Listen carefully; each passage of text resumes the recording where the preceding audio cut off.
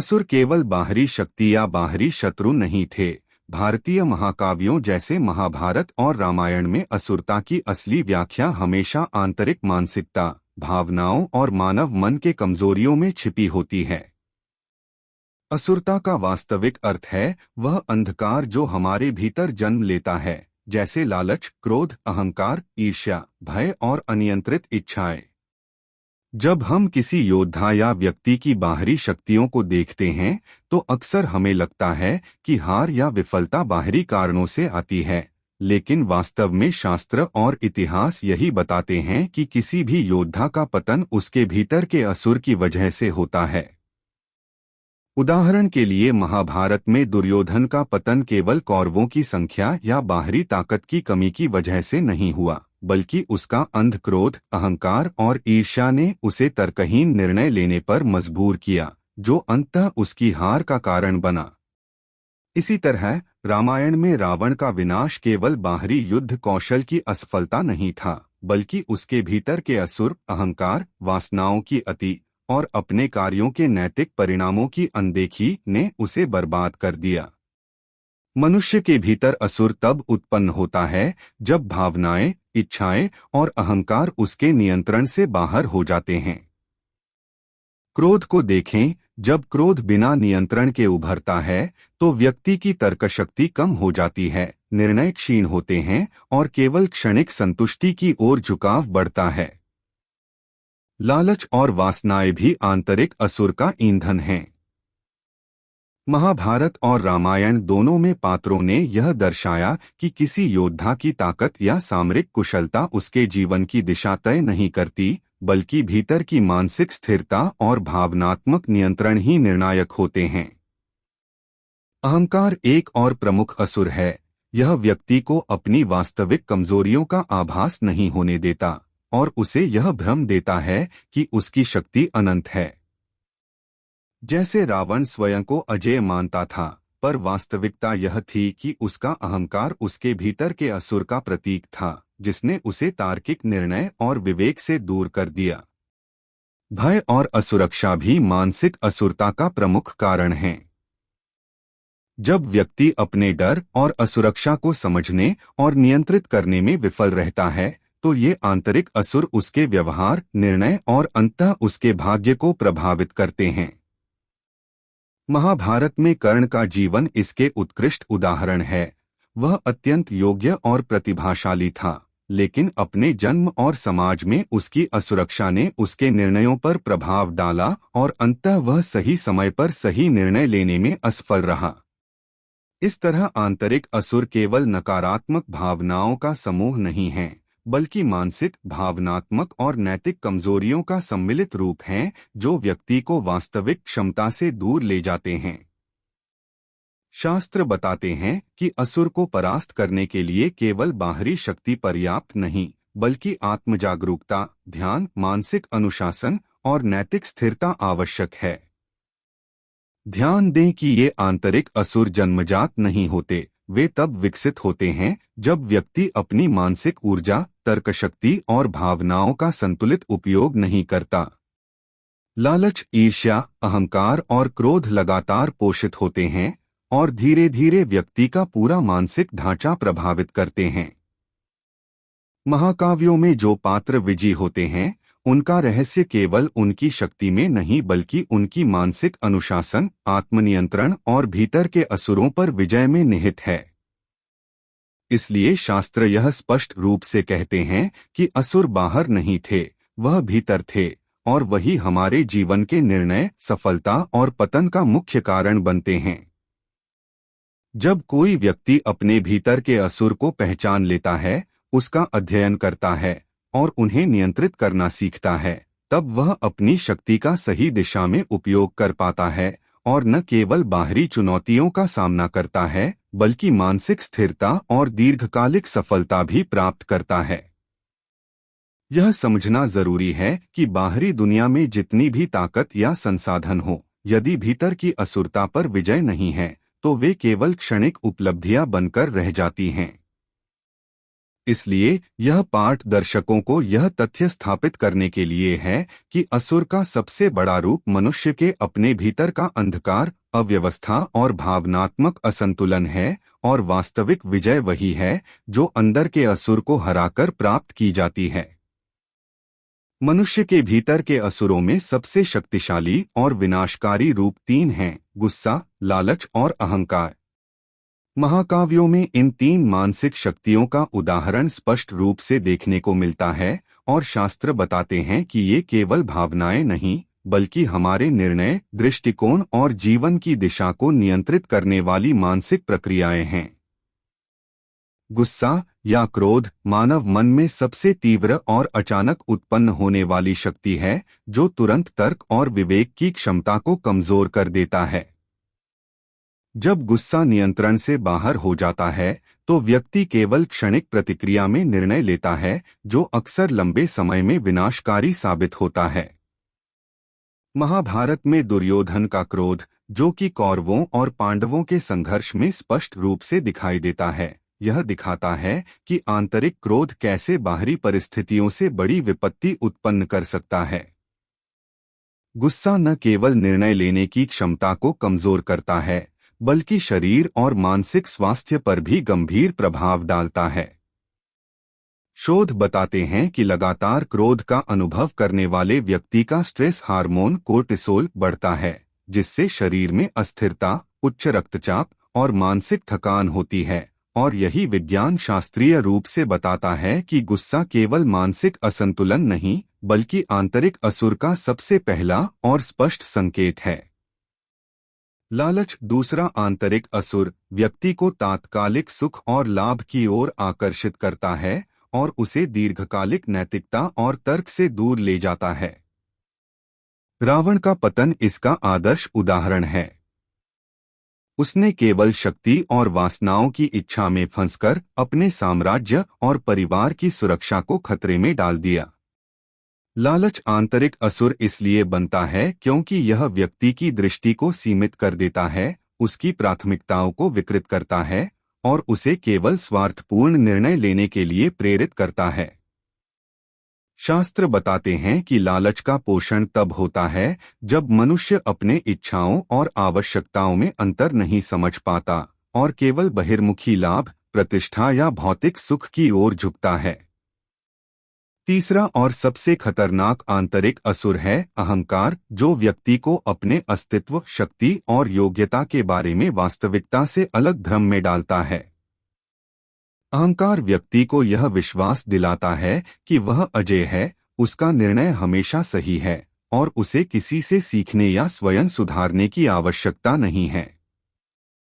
कर्ण और दुर्योधन के उदाहरण इस बात को स्पष्ट रूप से बताते हैं कि अहंकार केवल मानसिक असुरता नहीं, बल्कि सामाजिक और नैतिक असंतुलन का कारण बनता है। अहंकार के साथ गुस्सा और लालच मिलकर व्यक्ति को पूरी तरह से आंतरिक असुरता की गिरफ्त में ले लेते हैं। महाकाव्यों में दिखाया गया है कि जब ये तीन आंतरिक असुर संयोजित रूप से काम करते हैं तो व्यक्ति अपनी शक्ति, बुद्धि और सामर्थ्य के बावजूद भी हार जाता है, क्योंकि निर्णय तर्क और विवेक पर आधारित नहीं, बल्कि केवल भावनाओं और भ्रम पर आधारित हो जाते हैं। आधुनिक मनोविज्ञान भी यही सिद्ध करता है कि क्रोध, लालच और अहंकार की मानसिक अवस्थाएं न्यूरल पाथवेज और डोपामाइन सर्किट्स को प्रभावित करती हैं, जिससे व्यक्ति बार बार उसी पैटर्न में निर्णय लेता है और आंतरिक असुरों का प्रभाव बढ़ता है। यही कारण है कि महाभारत और रामायण जैसे ग्रंथ लगातार यह संदेश देते हैं कि शक्ति का उपयोग तभी स्थायी और फलदायी होता है जब गुस्सा, लालच और अहंकार पर नियंत्रण हो। ध्यान और मानसिक अनुशासन, शास्त्रों में वर्णित योग और स्थिर चेतना के अभ्यास इन तीन मानसिक असुरों को कम करने और संतुलित करने के लिए अत्यंत प्रभावी उपाय हैं। उदाहरण के लिए, कृष्ण ने पांडवों को यह सिखाया कि केवल बाहरी शक्ति से युद्ध नहीं जीता जा सकता, बल्कि भीतर के असुरों पर विजय से वास्तविक शक्ति प्राप्त होती है। यह विज्ञान और शास्त्रीय उदाहरण दोनों यही बताते हैं कि गुस्सा, लालच और अहंकार केवल बाहरी परिस्थितियों के कारण नहीं आते, बल्कि हमारे सोचने, महसूस करने और निर्णय लेने के पैटर्न से उत्पन्न होते हैं, और इन्हें पहचानकर नियंत्रित करना ही मानव जीवन का सबसे बड़ा कौशल है। इसलिए यह पाठ दर्शकों को यह समझाने के लिए है कि भीतर के असुर केवल भावनाएं नहीं, बल्कि हमारे तर्क, नैतिकता और निर्णय की प्रणाली को प्रभावित करने वाले मानसिक घटक हैं, और इन पर नियंत्रण ही शक्ति का वास्तविक मापदंड है। ईर्ष्या और प्रतिस्पर्धा मानव मन के भीतर उत्पन्न होने वाले सबसे घातक आंतरिक असुरों में से हैं, जो व्यक्ति की मानसिक स्थिरता, निर्णय क्षमता और नैतिक संतुलन को सीधे प्रभावित करते हैं। महाभारत और रामायण दोनों ही ग्रंथ इस बात का स्पष्ट प्रमाण हैं कि जब व्यक्ति अपने भीतर की ईर्ष्या और प्रतिस्पर्धा को नियंत्रित नहीं करता, तो यह उसके जीवन और सफलता दोनों के लिए खतरा बन जाता है। ईर्ष्या केवल दूसरों की संपत्ति, शक्ति या स्थिति की लालसा नहीं है, बल्कि यह मानसिक असुरता की वह प्रक्रिया है जिसमें व्यक्ति अपने मूल्य, योग्यता और आत्मविश्वास के प्रति अनिश्चितता महसूस करता है। उदाहरण के लिए महाभारत में कर्ण की स्थिति पर ध्यान दें। कर्ण अत्यंत योग्य और महान योद्धा थे, लेकिन पांडवों के साथ उनकी तुलना और अपनी जन्मजात असुरक्षा के कारण उन्हें लगातार मानसिक तनाव और ईर्ष्या का अनुभव हुआ। इसी मानसिक स्थिति ने उन्हें कभी कभी तर्कहीन और भावनात्मक निर्णय लेने के लिए प्रेरित किया, जिससे उनका वास्तविक सामर्थ्य पूरी तरह व्यक्त नहीं हो सका। दुर्योधन और उसके भाइयों की स्थिति भी इसी प्रकार है। वे पांडवों के साथ प्रतिस्पर्धा में इतने अंधे हो गए कि उन्हें अपने निर्णयों में विवेक और नैतिकता का पालन करना मुश्किल हो गया। ईर्ष्या और प्रतिस्पर्धा का यह मिश्रण ही उनके भीतर के असुर को सक्रिय करता है, जो बाहरी शक्ति या संसाधनों से कहीं अधिक विनाशकारी होता है। रामायण में रावण की स्थिति इसका आदर्श उदाहरण है। रावण स्वयं शक्तिशाली और अत्यंत विद्वान था, लेकिन लक्ष्मण और राम के प्रति उसकी ईर्ष्या ने उसके निर्णयों को विकृत कर दिया। यह ईर्ष्या केवल बाहरी परिस्थितियों का परिणाम नहीं थी, बल्कि उसके भीतर के असुर, अहंकार, लालसा और मानसिक असंतुलन का परिणाम थी। जब कोई व्यक्ति दूसरों से तुलना करता है और अपनी योग्यता या स्थिति को उनसे जोड़कर आंकता है, तो यह मानसिक स्थिति उसे भीतर के असुरों से प्रभावित कर देती है और धीरे धीरे यह आदत बन जाती है। वैज्ञानिक दृष्टि से ईर्ष्या और प्रतिस्पर्धा से जुड़े न्यूरोलॉजिकल पैटर्न यह दिखाते हैं कि यह मस्तिष्क में डोपामाइन और कोर्टिसोल स्तर को प्रभावित करता है। लगातार तुलना, असंतोष और मानसिक तनाव मस्तिष्क के निर्णय लेने वाले हिस्सों और भावनात्मक नियंत्रण केंद्रों पर नकारात्मक प्रभाव डालते हैं। यही कारण है कि शास्त्र और आधुनिक मनोविज्ञान दोनों यह मानते हैं कि ईर्ष्या केवल भावनात्मक प्रतिक्रिया नहीं है, बल्कि यह मनुष्य के पूरे मानसिक और भावनात्मक तंत्र को असंतुलित करने वाली शक्ति है। महाभारत और रामायण में दिखाई गई पात्रों की असफलताएं और उनकी मानसिक कमजोरियां इस बात का सटीक प्रमाण हैं कि ईर्ष्या और प्रतिस्पर्धा बाहरी परिस्थितियों से कहीं अधिक अंदर के असुर के कारण होती हैं। जब व्यक्ति ईर्ष्या और प्रतिस्पर्धा को समझकर नियंत्रित नहीं करता, तो यह धीरे धीरे अहंकार, क्रोध और लालच जैसी अन्य मानसिक असुरताओं को जन्म देता है, और यही आंतरिक असुर उसे अपनी शक्ति, बुद्धि और निर्णय लेने की क्षमता का गलत दिशा में उपयोग करने पर मजबूर करता है। शास्त्रों में कहा गया है कि ज्ञान, ध्यान और आत्मजागरूकता के अभ्यास से ही ईर्ष्या और प्रतिस्पर्धा के भीतर छिपे असुरों को नियंत्रित किया जा सकता है। उदाहरण स्वरूप, कृष्ण ने पांडवों को यह सिखाया कि बाहरी शक्ति या युद्ध कौशल अकेले पर्याप्त नहीं है। मानसिक स्थिरता, विवेक और अपने भीतर के असुरों पर विजय ही वास्तविक शक्ति है।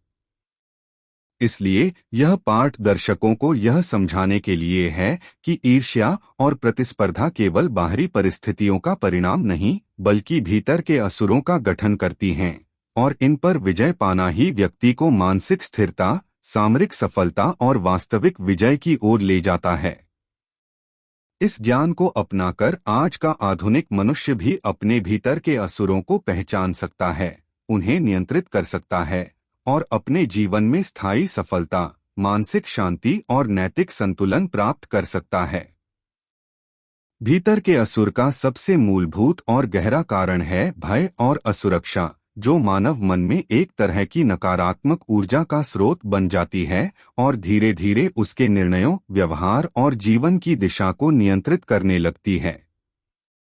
शास्त्र और महाकाव्य स्पष्ट रूप से दिखाते हैं कि जब व्यक्ति अपने भीतर भय और असुरक्षा को पहचानने, समझने और नियंत्रित करने में असफल होता है, तो यह भावनात्मक और मानसिक असंतुलन उत्पन्न करता है, जो धीरे धीरे अन्य आंतरिक असुरों जैसे क्रोध, अहंकार और लालच को जन्म देता है।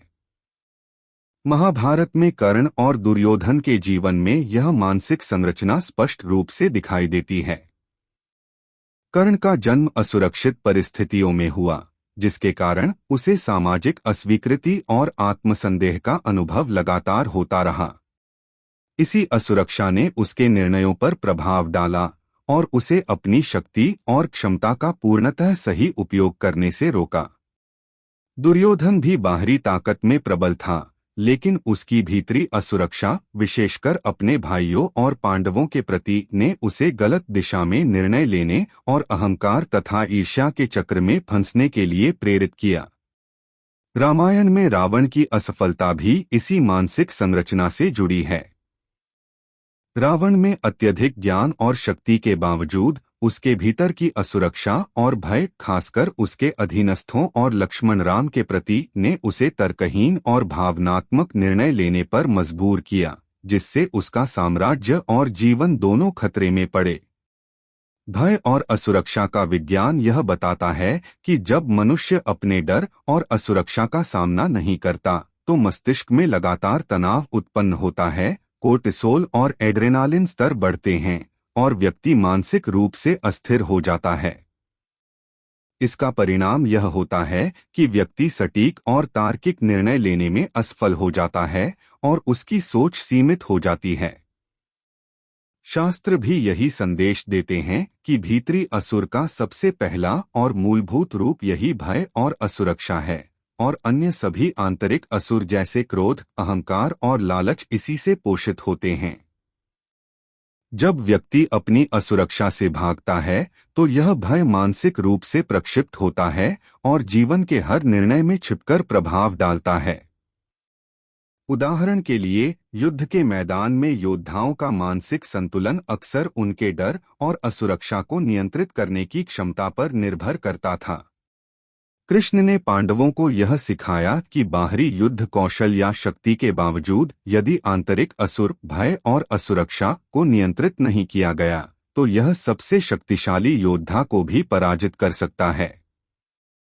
आधुनिक मनोविज्ञान भी यह प्रमाणित करता है कि भय और असुरक्षा केवल भावनात्मक प्रतिक्रिया नहीं है, बल्कि ये मानसिक निर्णय लेने के न्यूरल सर्किट्स को प्रभावित करती हैं, जिससे व्यक्ति बार बार असुरक्षित और जोखिम भरे निर्णय लेने लगता है। यही कारण है कि शास्त्रों में योद्धाओं और तपस्वियों के मानसिक प्रशिक्षण, ध्यान और योग का अभ्यास अनिवार्य रूप से इस डर और असुरक्षा को पहचानने और उसे नियंत्रित करने पर आधारित था। जब कोई व्यक्ति इन आंतरिक असुरों, भय और असुरक्षा को पहचानता है और उन्हें नियंत्रण में लाता है, तो वह केवल अपने निर्णयों और सोच को संतुलित नहीं करता, बल्कि अपने भीतर के अन्य असुरों को भी कमजोर कर देता है, जिससे वास्तविक शक्ति और मानसिक स्थिरता प्राप्त होती है। इस प्रकार यह पाठ दर्शकों को यह समझाने के लिए है कि भीतर का असुर केवल बाहरी परिस्थितियों या शत्रुओं में नहीं, बल्कि हमारे अपने डर, असुरक्षा और मानसिक असंतुलन में उत्पन्न होता है, और इसे पहचानकर नियंत्रित करना ही व्यक्ति की वास्तविक विजय, स्थायित्व और मानसिक शांति की कुंजी है। अहंकार और शक्ति का गलत संतुलन मानव मन के भीतर उत्पन्न होने वाले सबसे घातक आंतरिक असुरों में से एक है, जिसे महाकाव्य और शास्त्र बार बार स्पष्ट रूप से दर्शाते हैं। अहंकार, जिसे हम स्वयं की बढ़ी हुई महत्ता, श्रेष्ठता और अजेयता की भावना के रूप में पहचानते हैं, जब किसी बाहरी शक्ति या योग्यता के साथ मिश्रित होता है, तो यह व्यक्ति के निर्णय, नैतिकता और सामाजिक संबंधों को गंभीर रूप से प्रभावित करता है। महाभारत में दुर्योधन और रावण दोनों के उदाहरण इस सिद्धांत को दर्शाते हैं। दुर्योधन को अपनी शक्ति और साम्राज्य के कारण अहंकार ने इतना बढ़ा दिया कि वह पांडवों के खिलाफ तर्कहीन निर्णय लेने से नहीं रुक पाया। उसका अहंकार उसे यह भ्रम देता रहा कि उसकी शक्ति अनंत और अजेय है, जबकि वास्तविकता यह थी कि उसके भीतर के असुर क्रोध, ईर्ष्या और असुरक्षा उसके निर्णयों को विकृत कर रहे थे। इसी प्रकार रावण का अत्यधिक ज्ञान और शक्ति उसके अहंकार के कारण विनाशकारी साबित हुआ। वह स्वयं को अजेय मानता था और अपने अधीनस्थों तथा अपने परिवार की चेतावनी को अनसुना करता रहा। शास्त्र और आधुनिक मनोविज्ञान दोनों इस बात पर सहमत हैं कि जब अहंकार और शक्ति का संतुलन बिगड़ता है तो व्यक्ति की तर्क और विवेक की क्षमता क्षीण हो जाती है और उसके निर्णय केवल भावनात्मक और स्वार्थपूर्ण उद्देश्यों से प्रभावित होने लगते हैं। वैज्ञानिक दृष्टि से यह न्यूरोलॉजिकल और हार्मोनल प्रक्रियाओं से भी जुड़ा है। अत्यधिक अहंकार मस्तिष्क के प्रीफ्रंटल कॉर्टेक्स और लिम्बिक सिस्टम के संतुलन को प्रभावित करता है, जिससे व्यक्ति जोखिम भरे निर्णय लेने लगता है और अपने सामाजिक और नैतिक दायित्वों से कट जाता है। यही कारण है कि महाकाव्यों में जो पात्र शक्ति में अत्यंत प्रबल थे, जैसे कर्ण, दुर्योधन या रावण, वे अक्सर अपनी हार या पतन के कारणों को बाहर की परिस्थितियों में देखते रहे, जबकि वास्तविक कारण उनके भीतर के असुर, अहंकार, लालच, ईर्ष्या और असुरक्षा था। शास्त्र बताते हैं कि वास्तविक शक्ति केवल बाहरी सामर्थ्य में नहीं, बल्कि आंतरिक संतुलन और मानसिक अनुशासन में निहित है।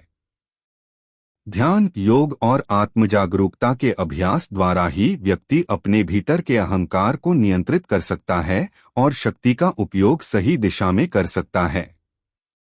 कृष्ण ने पांडवों और अर्जुन को यह सिखाया कि केवल शक्ति का होना पर्याप्त नहीं है, इसे नैतिक विवेक, मानसिक स्थिरता और अहंकार पर नियंत्रण के साथ प्रयोग करना ही वास्तविक विजय का मार्ग है।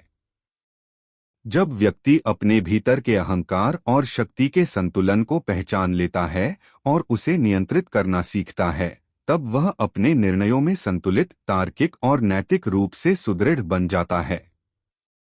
यह प्रक्रिया न केवल आंतरिक मानसिक स्थिरता लाती है, बल्कि बाहरी जीवन में भी व्यक्ति को स्थायी सफलता, सामरिक और सामाजिक संतुलन प्रदान करती है। इसलिए यह पाठ दर्शकों को यह समझाने के लिए है कि अहंकार और शक्ति का गलत संतुलन केवल बाहरी विफलता का कारण नहीं है, बल्कि यह आंतरिक असुरों की नींव है और इसे नियंत्रित करने के लिए मानसिक अनुशासन, आत्मजागरूकता और शास्त्रों में वर्णित अभ्यास आवश्यक हैं। इसी कारण महाकाव्यों में विजय केवल बाहरी युद्ध और शक्ति से नहीं, बल्कि आंतरिक संतुलन, नैतिक विवेक और अहंकार पर विजय से जुड़ी हुई है, और यही मानव जीवन में वास्तविक शक्ति और स्थायित्व की कुंजी है। मनुष्य के भीतर के असुरों को सबसे अधिक ऊर्जा और शक्ति मिलती है उसकी इच्छाओं, वासना और लालसा से, जो बाहरी और आंतरिक दोनों तरह की मानसिक असुरताओं को जन्म देती हैं। शास्त्र और महाकाव्य बार बार यह संकेत देते हैं कि इच्छाएं और वासनाएं केवल तात्कालिक सुख की चाह नहीं हैं, बल्कि ये मानव मस्तिष्क के डिसीजन मेकिंग सर्किट्स और नैतिक विवेक को प्रभावित करने वाले सबसे प्रबल आंतरिक असुर हैं। लालसा, चाहे वह धन, शक्ति, प्रतिष्ठा या भौतिक सुख की हो, व्यक्ति को तर्क और विवेक से दूर ले जाती है और उसे केवल असतत और स्वार्थपूर्ण निर्णय लेने के लिए प्रेरित करती है। उदाहरण के लिए महाभारत में कर्ण का जीवन देखें। कर्ण का बल, कौशल और वीरता अतुलनीय थे, लेकिन अपनी जन्मजात सामाजिक असुरक्षा और अर्जुन के साथ तुलना से उत्पन्न वासनाओं ने उसे अपने निर्णयों में कई बार तर्कहीन बना दिया। वह दुर्योधन के प्रति अपनी वफादारी में इतना बंध गया कि उसने स्वयं के हित और नैतिक विवेक को अनदेखा किया। इसी प्रकार रावण का पतन भी इसी मानसिक संरचना का परिणाम था। रावण के भीतर की वासनाएं, सीता के प्रति अत्यधिक आकर्षण और स्वयं की श्रेष्ठता का अहंकार उसके निर्णयों को विकृत कर गईं और उसे अपने साम्राज्य और परिवार दोनों के लिए खतरे में डाल दिया। शास्त्रों में स्पष्ट रूप से कहा गया है कि इच्छाएं और वासनाएं आंतरिक असुरों का ईंधन हैं, क्योंकि ये मानसिक सर्किट्स को इस तरह प्रभावित करती हैं कि व्यक्ति बार बार केवल तात्कालिक लाभ और सुख की ओर आकर्षित होता है, दीर्घकालिक दृष्टिकोण और नैतिक मूल्य का पालन नहीं कर पाता। आधुनिक न्यूरोसाइंस भी यही सिद्ध करता है कि लालसा और वासनाएं मस्तिष्क के डोपामाइन रिवॉर्ड पाथवेज को सक्रिय करती हैं, जिससे व्यक्ति तुरंत संतुष्टि की चाह में अपने तर्क और विवेक को नजरअंदाज कर देता है।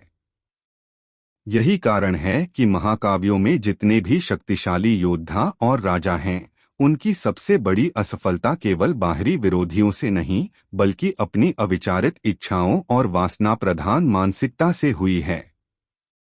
शास्त्रों में तपस्वियों और योगियों का अभ्यास इसी कारण अत्यंत महत्वपूर्ण माना गया।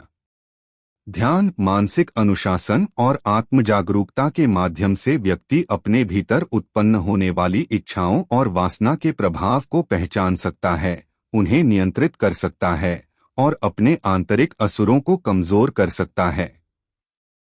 लालसा और वासनाएं केवल व्यक्ति को क्षणिक आनंद देती हैं, लेकिन जब इन्हें नियंत्रण में नहीं रखा जाता तो यह धीरे धीरे क्रोध, अहंकार और ईर्ष्या जैसी अन्य मानसिक असुरताओं को जन्म देती हैं। यही आंतरिक असुरों का चक्र है। एक असुर दूसरे असुर को पोषित करता है और अंततः व्यक्ति की शक्ति, बुद्धि और नैतिक विवेक का गलत दिशा में उपयोग होता है। महाभारत और रामायण के पात्रों की असफलताएं इस बात का सटीक प्रमाण हैं कि इच्छाएं और वासनाएं केवल बाहरी स्वार्थ और लालसा नहीं, बल्कि आंतरिक असुरों के लिए ईंधन हैं, और इन्हें नियंत्रित करना ही वास्तविक शक्ति, मानसिक स्थिरता और जीवन में सफलता प्राप्त करने की कुंजी है। इस प्रकार यह पाठ दर्शकों को यह समझाने के लिए है कि अगर हम अपने भीतर की इच्छाओं और वासनाओं पर नियंत्रण नहीं रखते तो ये हमारे अंदर के असुरों को पोषण देते हैं, जो धीरे धीरे हमारे निर्णय, मानसिक स्वास्थ्य, संबंध और जीवन की दिशा को पूरी तरह प्रभावित कर सकते हैं। शास्त्र यह संदेश बार बार देते हैं कि शक्ति और योग्यता के साथ इच्छाओं और वासनाओं का संतुलन बनाए रखना ही व्यक्ति को बाहरी और आंतरिक दोनों स्तरों पर स्थायी विजय दिलाता है। महाभारत और रामायण दोनों ही ग्रंथ यह स्पष्ट रूप से दिखाते हैं कि किसी भी पात्र की शक्ति, योग्यता और बाहरी संसाधनों के बावजूद उसके निर्णयों का सबसे महत्वपूर्ण निर्धारण उसके भीतर के असुरों और मानसिक असुरक्षा के स्तर द्वारा होता है। आंतरिक संघर्ष, जो कि भय, अहंकार, लालसा, ईर्ष्या और अन्य मानसिक असुरों के कारण उत्पन्न होता है, पात्रों के कार्यों और उनके जीवन की दिशा को पूरी तरह प्रभावित करता है। उदाहरण के लिए महाभारत में कर्ण के जीवन पर ध्यान दें। कर्ण अपने समय का सबसे योग्य और वीर योद्धा था, लेकिन उसकी सामाजिक असुरक्षा, दुर्योधन के प्रति अंधाधुंध वफादारी और पांडवों के साथ तुलना में पैदा हुई ईर्ष्या ने उसे मानसिक रूप से तनावग्रस्त और भावनात्मक रूप से कमजोर बना दिया। यही आंतरिक संघर्ष उसे कई बार तार्किक और नैतिक रूप से सही निर्णय लेने से रोकता रहा। दुर्योधन की स्थिति भी इसी प्रकार है। बाहरी शक्ति, साम्राज्य और संसाधनों के बावजूद उसका आंतरिक अहंकार और ईर्ष्या उसे पांडवों के खिलाफ तर्कहीन निर्णय लेने और अंततः अपने ही विनाश की ओर ले गए। रामायण में रावण की निर्णय प्रक्रिया इसी सिद्धांत का आदर्श उदाहरण है। रावण के भीतर की असुरता, सीता पर उसकी लालसा, अपने शक्ति और अहंकार की भावना और लक्ष्मण राम के प्रति भय और असुरक्षा ने उसे बार बार भावनात्मक और तर्कहीन निर्णय लेने के लिए प्रेरित किया। शास्त्र और आधुनिक मनोविज्ञान दोनों यह सिद्ध करते हैं कि जब व्यक्ति के भीतर यह आंतरिक संघर्ष और असुरता उच्च स्तर पर होती है तो यह डिसीजन मेकिंग सेंटर्स और एग्जीक्यूटिव फंक्शंस को प्रभावित करती है। न्यूरोलॉजिकल दृष्टि से यह मस्तिष्क के प्रीफ्रंटल कॉर्टेक्स और लिम्बिक सिस्टम के बीच असंतुलन उत्पन्न करता है, जिससे व्यक्ति भावनात्मक, अहंकारी और असंतुलित निर्णय लेने लगता है। यही कारण है कि महाकाव्यों में जितने भी शक्तिशाली योद्धा और राजा हैं, उनकी असफलताएं केवल बाहरी परिस्थितियों या शत्रुओं के कारण नहीं हुई, बल्कि उनके भीतर मौजूद असुरों और मानसिक असुरक्षा के कारण हुई। शास्त्र में बार बार यह संदेश मिलता है कि आंतरिक संघर्ष और असुरता का सही नियंत्रण ही निर्णय लेने की शक्ति और सामरिक विजय का मूल आधार है।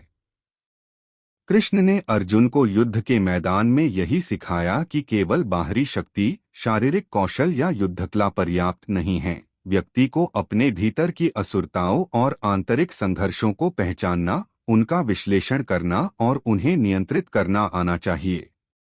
यही मानसिक अनुशासन ही सही समय पर सही निर्णय लेने और वास्तविक विजय प्राप्त करने की कुंजी है। आधुनिक मनोविज्ञान भी इस बात की पुष्टि करता है कि जब व्यक्ति अपने आंतरिक संघर्षों और मानसिक असुरताओं को पहचानकर नियंत्रित कर लेता है, तो उसका निर्णय लेने का तंत्र अधिक संतुलित, तार्किक और स्थायी रूप से प्रभावी बन जाता है। आंतरिक संघर्ष के बिना कोई भी बाहरी शक्ति या कौशल स्थायी सफलता और मानसिक शांति सुनिश्चित नहीं कर सकता। यही कारण है कि महाभारत और रामायण के पात्रों की असफलताएं और मानसिक उतार चढ़ाव दर्शाते हैं कि भीतर का असुर केवल बाहरी चुनौती नहीं है, बल्कि यह हमारे निर्णय, सोच, व्यवहार और जीवन के मार्ग का निर्धारण करने वाला सबसे शक्तिशाली कारक है। जब यह आंतरिक असुर पूरी तरह नियंत्रित और संतुलित हो जाता है, तभी व्यक्ति केवल युद्ध या जीवन में ही नहीं, बल्कि मानसिक स्थिरता, नैतिक संतुलन और दीर्घकालिक सफलता में भी विजयी होता है। इस प्रकार यह पाठ दर्शकों को यह समझाने के लिए है कि आंतरिक संघर्ष और मानसिक असुरता किसी भी व्यक्ति की वास्तविक शक्ति और निर्णय क्षमता पर कैसे प्रभाव डालती है, और इसे पहचानकर नियंत्रित करना ही मनुष्य की मानसिक, नैतिक और जीवन विजय की असली कुंजी है। भीतर के असुरों, भय, अहंकार, लालसा, क्रोध और असुरक्षा को काबू में करने के लिए ज्ञान और मानसिक नियंत्रण का महत्व अत्यंत उच्च माना गया है, जिसे शास्त्रों, महाकाव्यों और आयुर्वेदिक मनोविज्ञान में बार बार स्पष्ट किया गया है। महाभारत और रामायण में यह संदेश बार बार दिखाई देता है कि चाहे व्यक्ति कितना भी शक्तिशाली, विद्वान या सामरिक रूप से सक्षम क्यों न हो, जब तक वह अपने भीतर के असुरों को नहीं समझता और नियंत्रित नहीं करता, उसकी शक्ति और योग्यता स्थायी सफलता के लिए अपर्याप्त है। योग, ध्यान और आत्मजागरूकता प्राचीन भारतीय परंपराओं में ऐसे उपकरण माने गए हैं जो मानसिक अनुशासन, आत्मनियंत्रण और निर्णय लेने की क्षमता को बढ़ाते हैं। योग और प्राणायाम मस्तिष्क के सिंपैथेटिक और पैरासिम्पैथेटिक नर्वस सिस्टम्स पर सकारात्मक प्रभाव डालते हैं, जिससे तनाव और असुरक्षा की भावनाओं का स्तर घटता है। ध्यान और समाधि अभ्यास जैसे ध्याना और विपासना मस्तिष्क में न्यूरल पाथवेज को रिप्रोग्राम करने की क्षमता रखते हैं, जिससे व्यक्ति क्रोध, लालसा, भय और अहंकार जैसी भावनाओं के प्रति अधिक जागरूक और नियंत्रित बनता है। महाभारत में अर्जुन का ध्यान और मानसिक अनुशासन इसका उत्कृष्ट उदाहरण है। गीता में कृष्ण ने अर्जुन को सिखाया कि युद्ध में केवल बाहरी शक्ति पर्याप्त नहीं है, उसे अपने मन और विचारों को नियंत्रित करना होगा, तभी वह निर्णय लेने, लक्ष्य साधने और आंतरिक संतुलन बनाए रखने में सक्षम होगा। शास्त्र बताते हैं कि जब व्यक्ति अपने भीतर उत्पन्न होने वाले असुरों, अहंकार, भय, लालसा और असुरक्षा का विश्लेषण करता है, उन्हें पहचानता है और नियंत्रित करना सीखता है, तो यह केवल मानसिक शांति प्रदान नहीं करता, बल्कि निर्णय लेने की क्षमता, नैतिक विवेक और सामाजिक संबंधों की स्थिरता भी बढ़ाता है। योग और ध्यान के माध्यम से व्यक्ति अपने मन के वासनाओं, इच्छाओं और भावनाओं के प्रति निरीक्षक बनता है और प्रत्येक निर्णय और कार्य को अधिक संतुलित, तर्कपूर्ण और नैतिक रूप से सुदृढ़ बनाता है। आधुनिक न्यूरोसाइंस के अनुसार नियमित ध्यान और मानसिक अनुशासन से प्रीफ्रंटल कॉर्टेक्स सक्रिय होता है, जो निर्णय लेने, भावनाओं को नियंत्रित करने और इम्पल्स कंट्रोल में अहम भूमिका निभाता है। यही कारण है कि शास्त्र और महाकाव्य बार बार इस बात पर जोर देते हैं कि शक्ति और ज्ञान का सही उपयोग केवल तभी संभव है जब आंतरिक असुरों को काबू में किया जाए। यह आंतरिक नियंत्रण न केवल युद्ध, साम्राज्य या सामाजिक निर्णयों में प्रभावी है, बल्कि यह व्यक्ति के व्यक्तिगत जीवन, मानसिक स्वास्थ्य और आत्म साक्षात्कार में भी निर्णायक भूमिका निभाता है। उदाहरण के लिए, परशुराम और भीष्म जैसे महान योद्धाओं ने अपने भीतर के असुरों को नियंत्रित करने के लिए कठोर तप, ध्यान और योग का अभ्यास किया, जिससे वे न केवल शक्तिशाली बने, बल्कि मानसिक स्थिरता, विवेक और आत्मनियंत्रण में भी श्रेष्ठ बने। यही आंतरिक संतुलन उन्हें बाहरी परिस्थितियों और आंतरिक असुरों के बीच सही निर्णय लेने में सक्षम बनाता है। इस प्रकार यह पाठ दर्शकों को यह समझाने के लिए है कि ज्ञान, आत्मजागरूकता और मानसिक अनुशासन का अभ्यास आंतरिक असुरों को नियंत्रित करने का सबसे प्रभावी साधन है, और यही वास्तविक शक्ति, स्थायित्व और सफलता की कुंजी है, जिसे प्राचीन शास्त्र और महाकाव्य सैकड़ों वर्षों से मानव जीवन में उतारने की शिक्षा देते आए हैं। आज के आधुनिक जीवन में, जहां तकनीक, सूचना और संसाधनों की कोई कमी नहीं है, वहीं मानसिक असुरता भीतर के असुर और अधिक जटिल और सूक्ष्म रूप ले चुकी है, क्योंकि बाहरी प्रलोभन, सामाजिक प्रतिस्पर्धा, तेज जीवन शैली और लगातार तुलना का वातावरण मनुष्य के भीतर भय, अहंकार, लालसा, ईर्ष्या, क्रोध और असुरक्षा जैसी भावनाओं को बढ़ावा देता है। प्राचीन महाकाव्यों और शास्त्रों में वर्णित असुरों की संरचना आज के इंसान में भी दृष्टिगोचर होती है, बस रूप और समय बदल गया है। उदाहरण के लिए, किसी व्यक्ति की अहंकारपूर्ण सोच और प्रतिस्पर्धात्मक मानसिकता उसे कार्यस्थल, शिक्षा या सामाजिक जीवन में तर्कहीन निर्णय लेने के लिए प्रेरित करती है, ठीक वैसे ही जैसे दुर्योधन और रावण के भीतर अहंकार और लालसा उनके पतन का कारण बने थे। सोशल मीडिया के अत्यधिक उपयोग से उत्पन्न तुलना और ईर्ष्या, तत्कालीन सुख की चाह और स्वीकृति की लालसा आधुनिक मानसिक असुरता के मुख्य स्रोत बन गए हैं।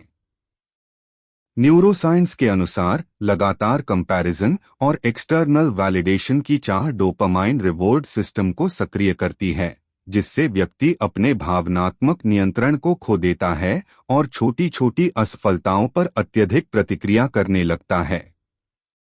इस स्थिति में व्यक्ति के भीतर के असुर क्रोध, भय, अहंकार, ईर्ष्या और वासनाएं अत्यधिक सक्रिय हो जाते हैं और उसकी निर्णय लेने की क्षमता, मानसिक स्थिरता और सामाजिक व्यवहार को विकृत कर देते हैं।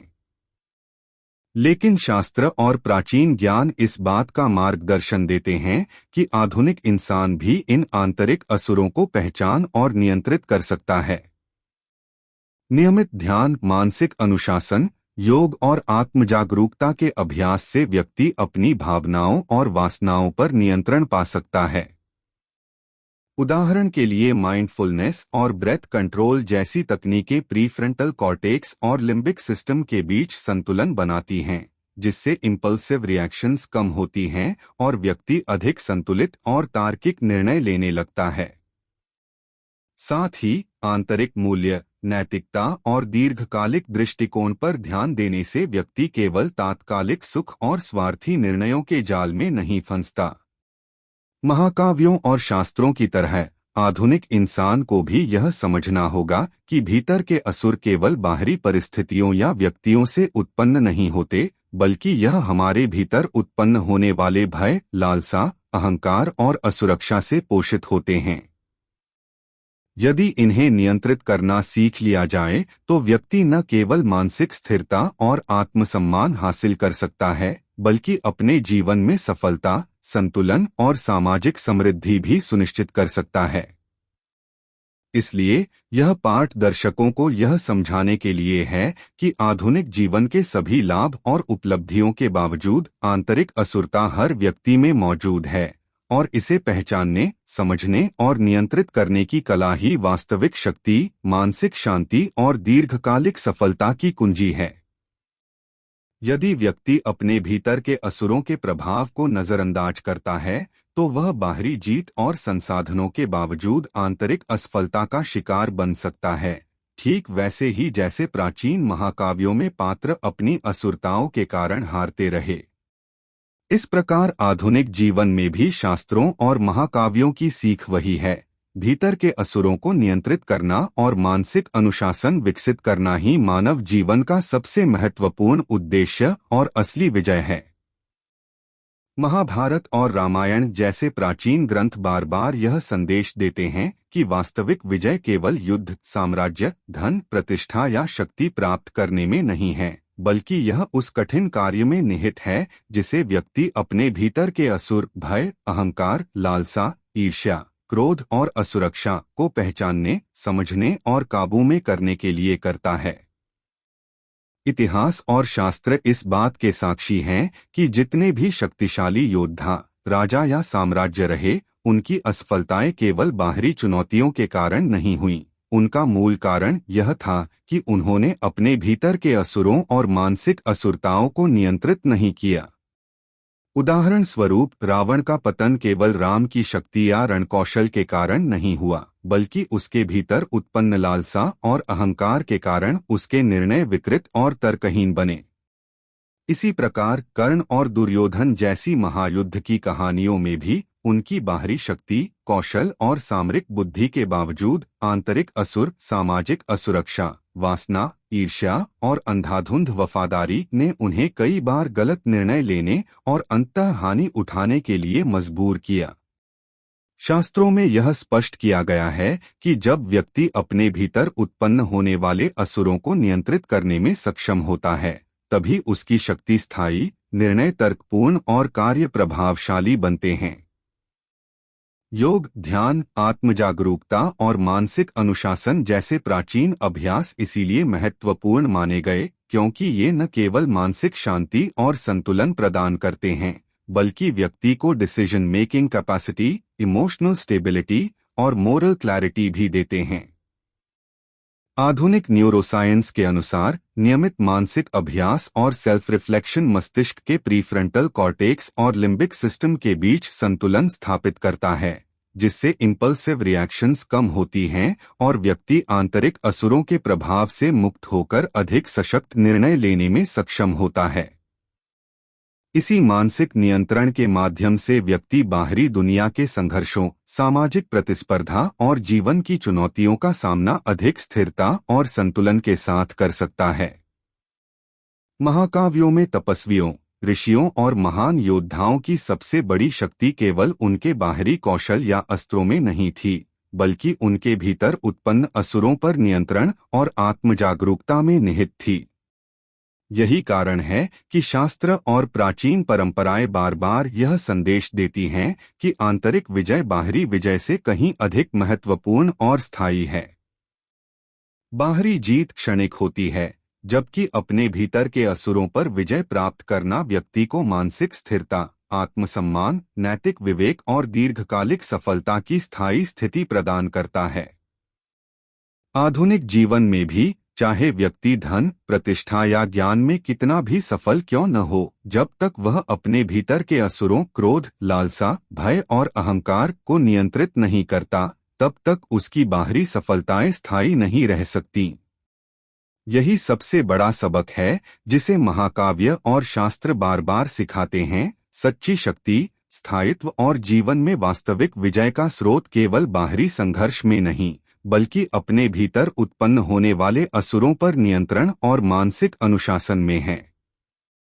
इसलिए यदि व्यक्ति अपने मन और विचारों को जागरूकता, ध्यान और आत्मनियंत्रण के माध्यम से नियंत्रित करना सीख ले, तो वह न केवल बाहरी दुनिया में बल्कि अपने मानसिक, भावनात्मक और सामाजिक जीवन में भी विजयी बन जाता है।